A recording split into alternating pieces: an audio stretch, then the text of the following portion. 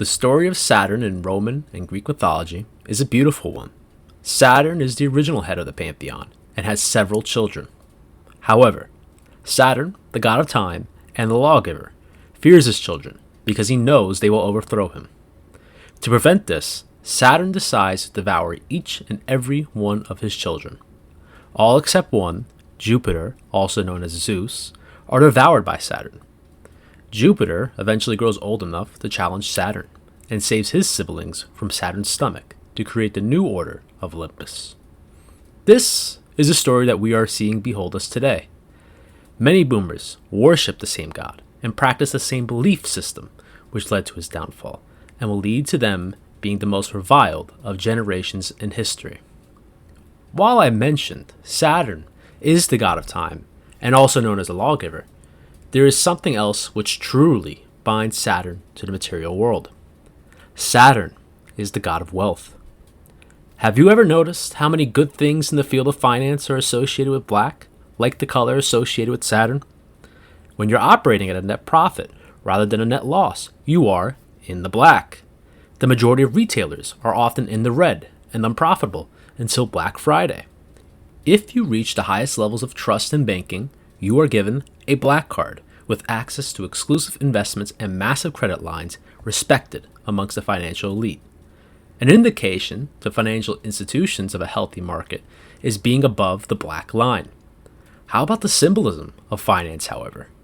Saturn's equivalents in many religious mythologies and theologies, such as Shani from the Hindu faith or Horus from the Egyptians, all have an animal commonly associated with them: bulls. Did I forget to mention as well the bull-headed god of the Canaanites, Baal? The imagery of the bull, and terms referring to bull in Wall Street, are quite commonplace in this context. A good market on Wall Street is a bull market. A bull run occurs when an asset receives massive surges in purchases from investors, institutional and normal people alike. Don't forget as well, there is a golden charging bull statue outside of Wall Street. How about the names of the financial institutions themselves? BlackRock, Blackstone, Blackwood Capital. All these terms, symbols, and names are used for a specific purpose. Remember, after all, that symbols, terms, and names have power. But while it is nice to talk about Saturn as a god, it is time to turn to his modern patrons, the boomers. The boomers are a generation who had the world built for them entirely. From youth, the market oriented around consumer products favored young people. Think toys, TV, movies, all of that. In the Middle Age, they favored Freeman-style economics that lowered their income taxes and pushed the industry of the United States out for higher appreciative assets which they could invest in the stock market. Remember, after all, it is the profit that matters most to these people. It is the shareholder, after all, who matters more to these companies and not the people who work for them. In their old age, they now favor no tax on Social Security and no tax on property, effectively a wealth transfer in which young people must subsidize the old's living styles. For a generation who hates the concept of a nanny state, they will be the only generation in human history that was taken care of by government and society from cradle to grave. Is it not Saturnian or Saturn-like in a sense to make the young pay for the tremendous living standards in which boomers enjoy? In a modern sense, they will literally devour their own children for their own maintenance at the top of the hierarchy before giving them any crumbs. However, in spite of this financial aspect, the one thing which boomers acknowledge but also fear the most is time. Time has no defeats in its record. No one has discovered the philosopher's stone or the alchemical process that turned lead into gold yet, but boomers believe they have. If you talk to a lot of these boomers, even the good ones, many of them cope with their age in unhealthy ways. A lot of them think of themselves as young still, that they're not losing a step in life. My father, who is a boomer for instance, refuses to recognize the fact that he is going deaf, and even when we call him out on it, he refuses to acknowledge. It gets to the point sometimes where you can literally be right next to him and say something to him, and he will not be able to hear you. But according to himself, he is perfectly fine. And yet, while this mentality is frustrating, there is also a reason for why it exists. For many of these boomers, they grew up in the immediate aftermath of the invention of the atomic bomb, and the idea of mutually insured destruction. I think that the best way possible to understand the boomers' mentality is to listen to the classic song from the 1980s, Forever Young, by the band Alphaville.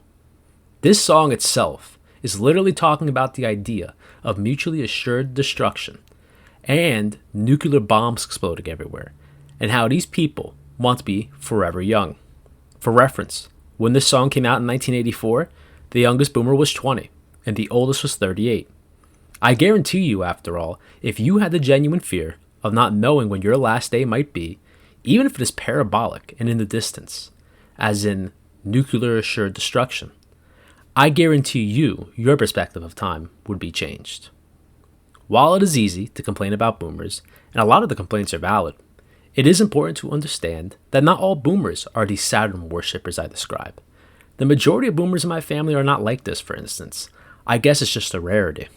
My father, who I spoke of before, definitely has his boomer worldview in some aspects, such as believing he's still young, but he also does not have this boomer worship of money to the point where he views his children as transactional beings. And yeah, this is very real, by the way. A lot of these boomers believe their children to essentially be assets. You don't even know if they really wanted them at the end of the day. And I'll admit, he has been very generous, and that I'm grateful for. Same goes for a lot of the other boomer relatives in my family with their own situations. They have been very generous to their own families. But maybe it's just my family, but who knows? Even though this video serves as a brief critique to the boomers and analyzing their broader metaphysics behind their worldview, it is important again to remember that the boomer generation are still people. They may be pains in our asses, but at the end of the day, they, like all other people, look out for their own self-interest. They just do it to such a degree where it is religious and actively harms everybody else. Even still, it is not all of them. To boomers watching, if you don't fit this characterization, if you help out your family, and you understand the situation we're in as young people, that's good. You should be proud of yourself because you care about the next generation and still care about your country. But in spite of all the examples I'm sure one can come up with, it still does not change the overall fact.